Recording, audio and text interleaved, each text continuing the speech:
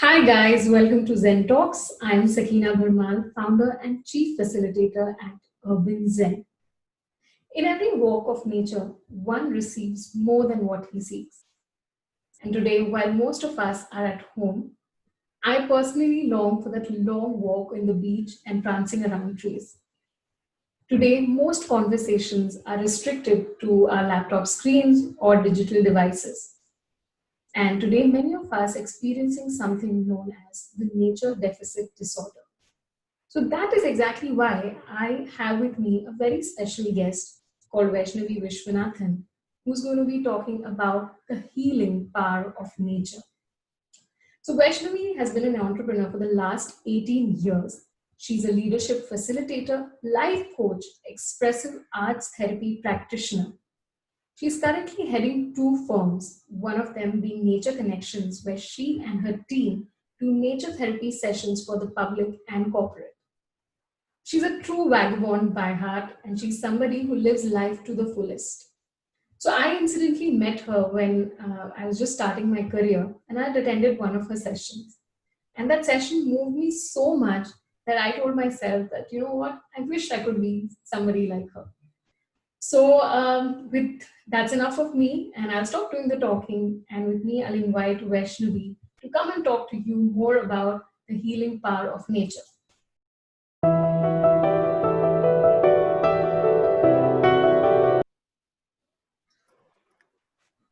Hi, Great. Sakina. Hi, Vaishnavi. Welcome to Zen Talks. Thanks a lot. It's an honor to be here, Sakina. Thank you. Thank you so much for being here. So, today we are all talking about the healing power of nature, and that's something that you're going to share with us today. So, you do extensive work in nature or forest therapy. So, tell us more about what it is. Yeah. So, forest therapy or nature therapy is something that is very new in the world. People are just about getting used to the idea that there is something like this and the word is spreading around. It basically, the essence is to have a deep connection with nature, and it also heals us. And though it is very new right now for all of us, but actually it is something that people around the world from time immemorial knew about it. I mean, they were already connected to nature much more than we were. Just that the past few hundred years, maybe we've kind of disconnected ourselves. And that's why now we need to revive the whole thing. In our hectic lives, we overuse parts of our brain which deal with logic, information, and decision making. A world of desires and distractions does not give our brain the rest it deserves. The chatter in our heads often goes out of control, but most people ignore the signs until things go wrong.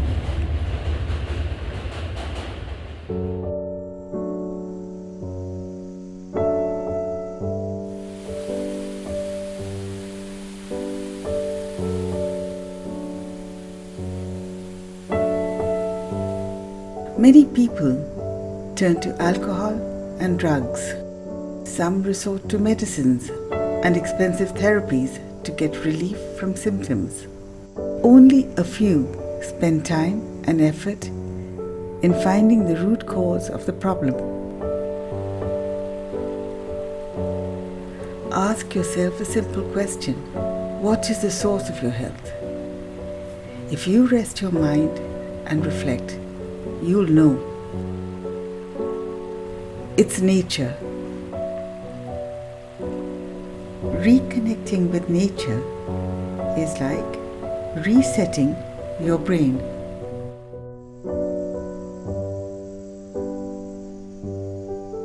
And in a nutshell, what nature therapy or forest therapy is all about is it's a research-based framework where we use specific kinds of activities to gain the most from nature's healing powers and positively impact our well-being.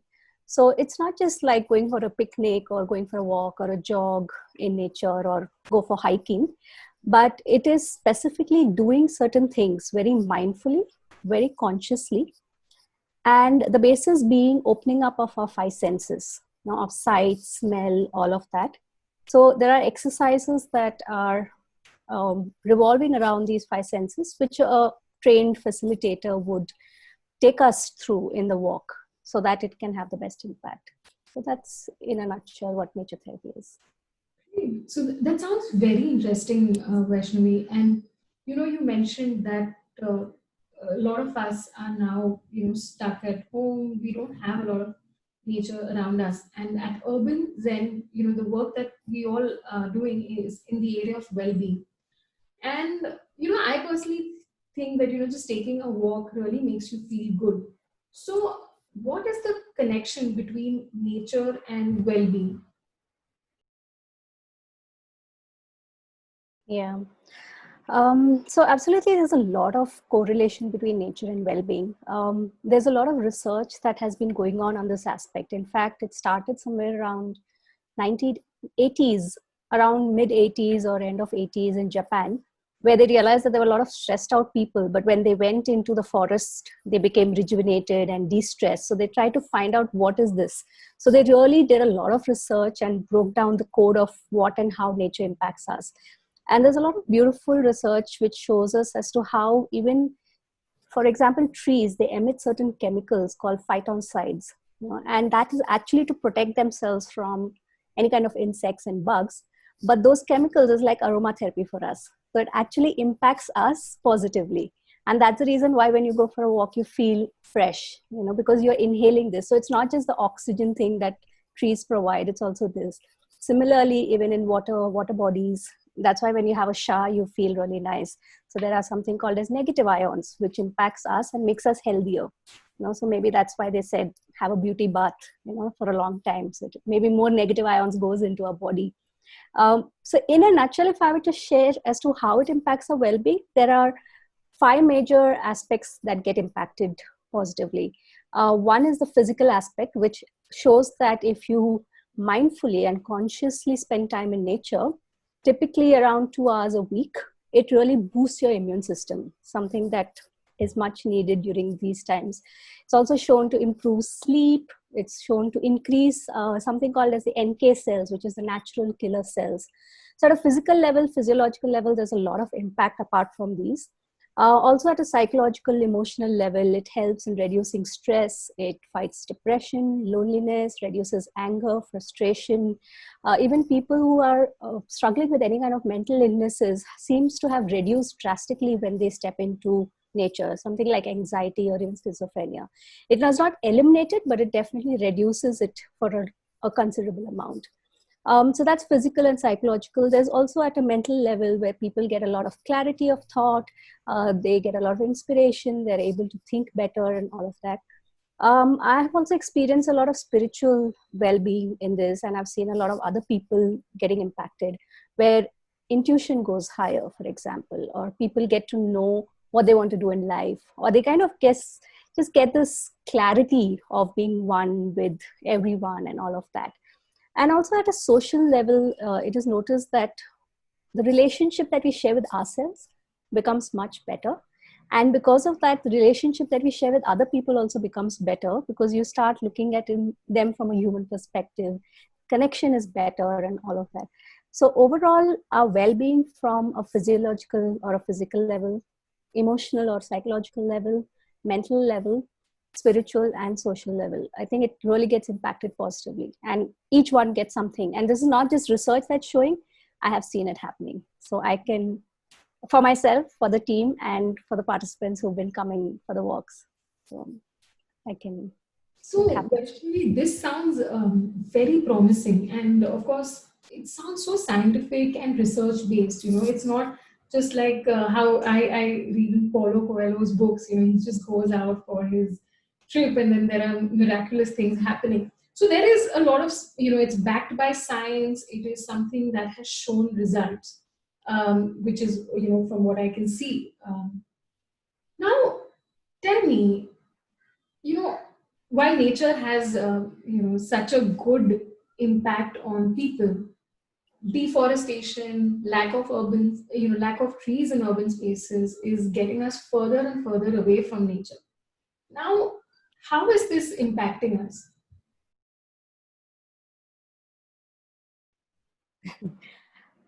So of course, I can spend an entire day sharing about this. it definitely impacts us in many ways. One is that our senses get clogged, and that's the reason why nature therapy works, because it kind of neutralizes our senses.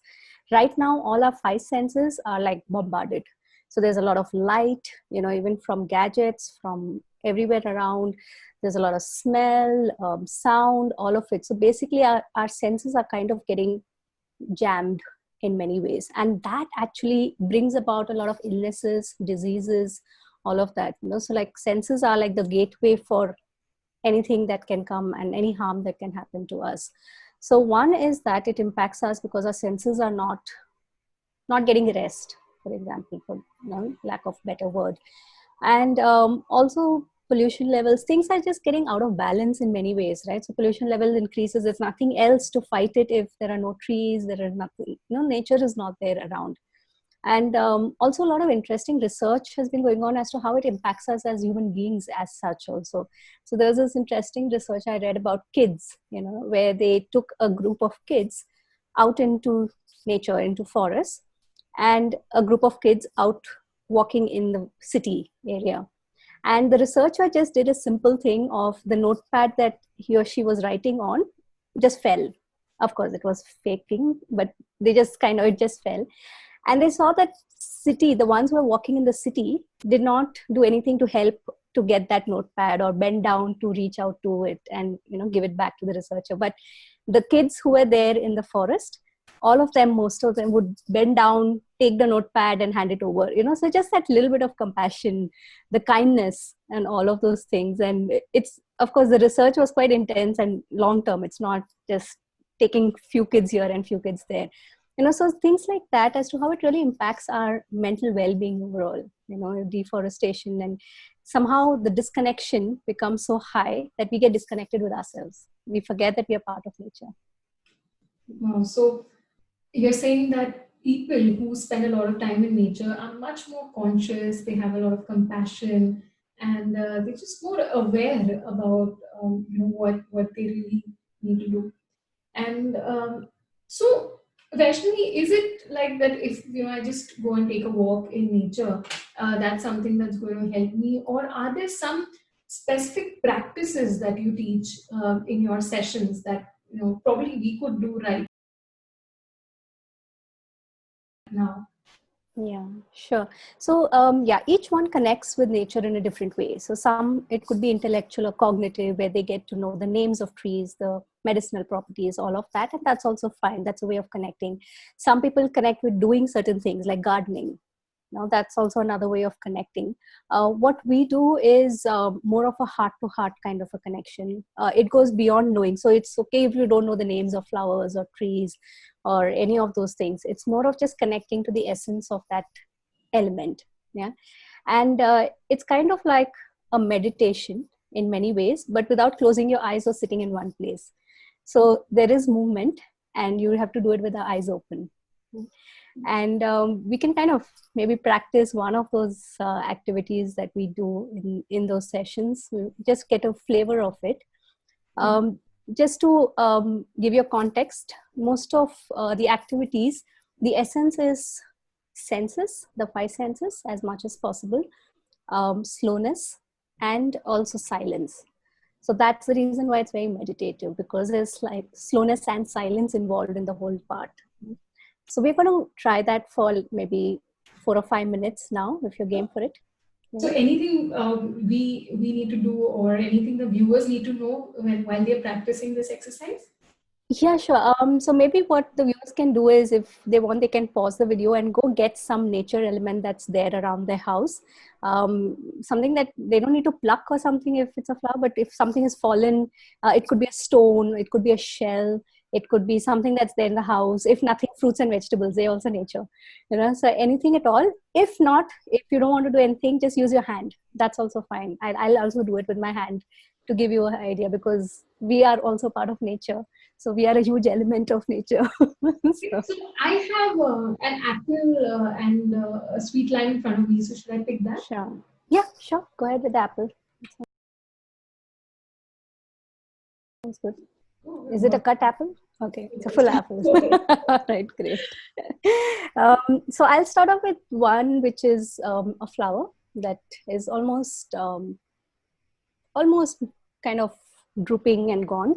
So I'm going to just do it once with this, and you all can follow the instructions and guidance. So it'll be like a guided part, but at the same time, there'll also be silence for you to experience the way you would want to experience it. Yeah? And whatever you experience is the right thing. That's the best part about forest therapy is there is no right or wrong. There is no, this is how it should be, and this is how you need to feel. Each one takes away whatever they want to, whatever comes for them is fine. Even if nothing, that's also fine. Okay, Okay, I'm ready. so let's start with just maybe going through the edges of the entire thing as slow as possible. And maybe you can use your finger to go over it, just the edge, and go really slowly and make sure that your eyes are moving with the edges with your finger. So you could go as slow. Imagine you're in super slow motion. And just see what you notice in these edges.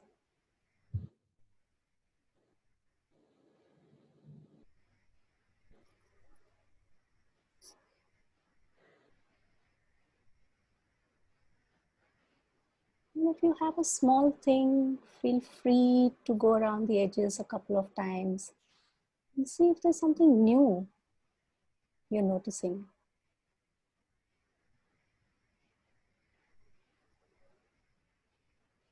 Sometimes there might be a tendency to look beyond where your finger is going. And see if you can move your eyes along with your fingers.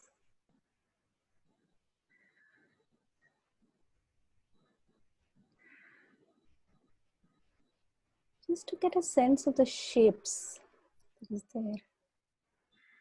Is there one shape, couple of shapes?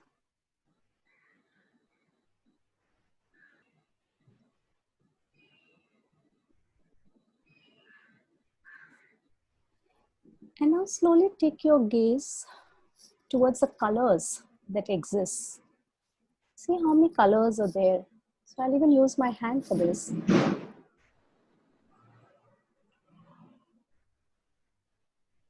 How many colors can you detect?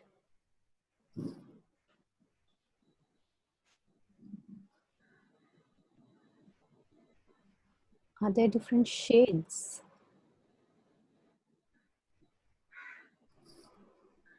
If you're using a hand, you can also look at the colors at the back of the hand.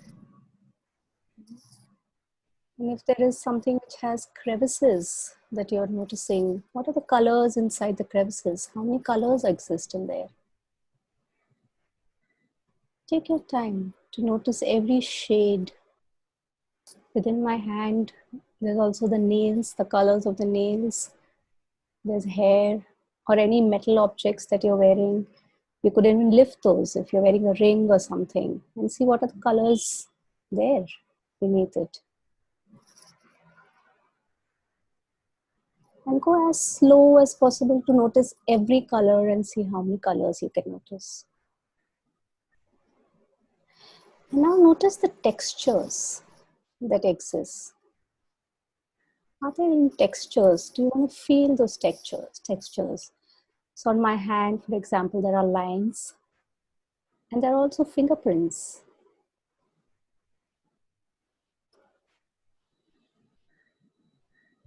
Are there any patterns that you can see?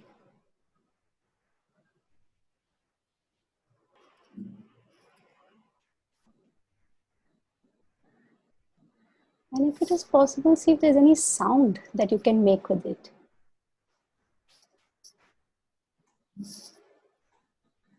Rub it gently, tap it gently.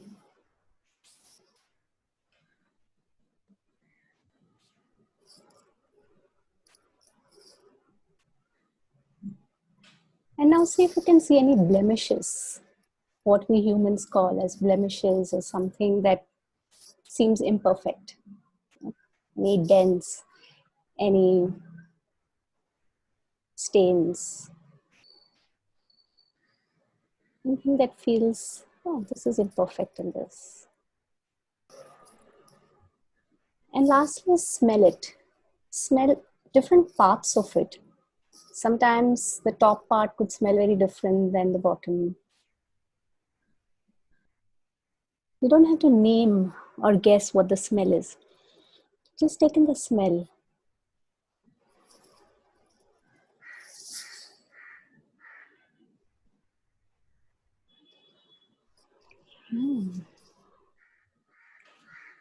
So just a question to ask, how are you feeling now compared to how you're feeling before you started the exercise? It's a question you can answer yourself. Maybe even Sakina, how was it for you? So, there's one word that you used, which was slowness. And I could actually experience that slowness in my heartbeat, slowness in my breath. And did I look at this apple the same way earlier? No.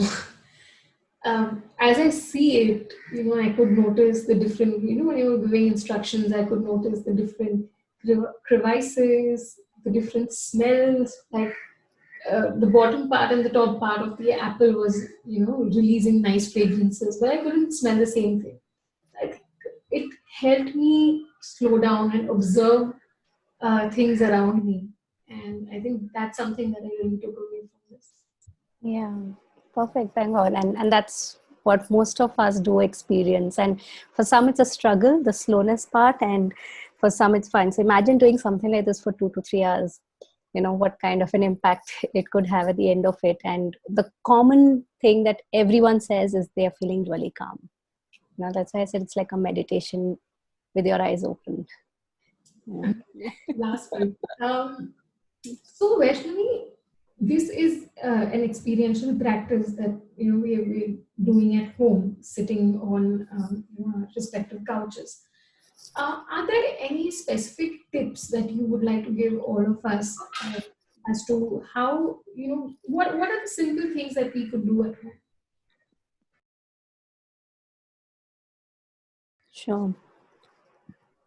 So I think there's just one tip I would recommend is just like what we did now, just take out a couple of minutes every day and just look at nature elements with awe, like a child, with curiosity, or imagine you're an alien and you're coming and, you're seeing this flower for the first time and just be curious, like, what is this yellow thing? What is this? Or how long is the stem? Or it could just be anything. It could be clouds. It could be stars. It could be the moon. It could be plants, insects or cockroaches, lizards, anything. Yeah, whatever fancies, whatever catches your eye. But just spending a couple of minutes just observing it keenly. So if you can touch it, touch the texture and see how it feels. If it is something you can taste, but I would be cautious about it. But if it's a fruit or flower that taste and see how the burst of flavors is in your mouth. So just take a couple of minutes to observe nature, just different elements. It could be birds singing, listening to that for a few minutes, watching the clouds pass by for a few minutes. That itself can be a huge connector with nature. Wow. So the next time I'm looking outside my window, what you're saying is just stop there instead of looking at my phone, seeing who's texted me. Just look at the stars probably if you have that privilege in a city like Bombay. But just slow down is what I get from what you said. Yeah, absolutely. And it need not be something really huge or big. It could just be maybe keeping a bird feeder outside your window and seeing birds coming by and watching that. That's it. And like you said, resisting the urge to want to capture it. Just capture it here and capture it with your eyes. And that's the beauty of this whole thing. You don't need to take photos of everything. You don't need to take videos of everything. Just be selfish. Keep it for yourself. It's amazing. So Vaishnavi, I hear that you do a lot of programs for individuals and corporates. So what are some of the programs that you do for them? Yeah. So for individuals, we do public walks once a month. And for corporates, it depends on what the objective is and what they would like to get at the end of it. So for example, if it's about, let's say IBM had come up with wanting to know the team members much deeply, beyond just work related relationship. So we did like a 3-hour walk in the jungle, getting to understand our perspectives, our way of looking at life, doing things like that. So it kind of got to see the humanness of them. Or sometimes it could just be decision making as an objective, or stress management. Most of the times it's about reducing stress. And what we do is, the research based framework of the session remains similar, the structure remains similar, but the kind of activities that we do would be different depending on the objective. So if it's decision making, it's different. If it's like, for example, communication, so sometimes we've done let's say art in nature without speaking, in silence, so things like that, where it's not about theory, it's not about telling people what to do, what not to do, but it's completely experiencing it yourself. So we may not say what trust means and what you should do, what you should not do, but actually just allowing them to be there and experiencing trust. So yeah, that's why I love doing these work, because there's no theory, there is no So it's like a framework. big change from those classroom workshops that people are subject to. It's not just learning more about, as you said, trust, but it's actually experiencing what it feels like with your team members. That's amazing, Vaishnavi. I can't wait to try these practices for myself. And this really invokes a big sense of curiosity in me, looking at things in a different way. And for that, I really thank you for coming to Zen Talks and telling us all about what nature therapy really is. So thank you so much, Vaishnavi, for coming in. Guys, we had Vaishnavi today talking to us about nature therapy and the healing power of nature. So stay tuned, because the next episode that we're going to have, which is next week, is going to also be very, very interesting. So I can't wait to see you again, and I hope you are too.